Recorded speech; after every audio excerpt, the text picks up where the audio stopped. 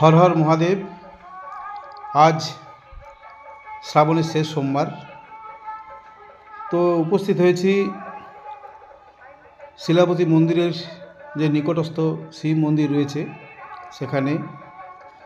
আজকে বিশেষ দিন বলে যারা শিব ভক্ত তারা এসেছেন অনেকে শিব ঠাকুরের মাথায় জল দিতে এবং পুজো করতে আর কি।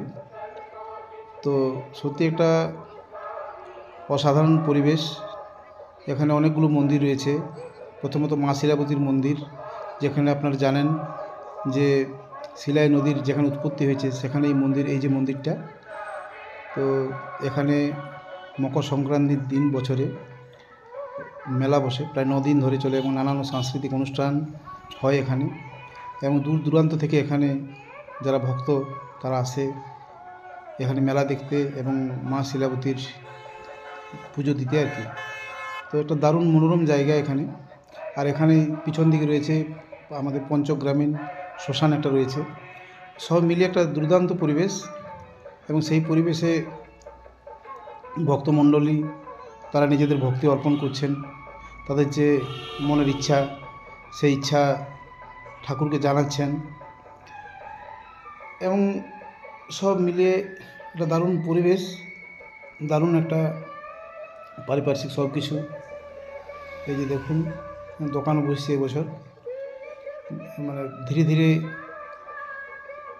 বাড়ছে আর কি। আরও যত বেলা গড়াবে তত আরও বেশি এই ভিড়টা মাত্রা আরও নেবে, অনেক বেশি নেবে। এই দেখুন সবার জন্য ভাবলাম একটা ভিডিও করি, কারণ এমনিতেই দারুণ জায়গা এটা। যে গঙ্গা মন্দির রয়েছে, শিব মন্দির রয়েছে, মা কালীর মন্দির রয়েছে, শিলাবতী মন্দির রয়েছে।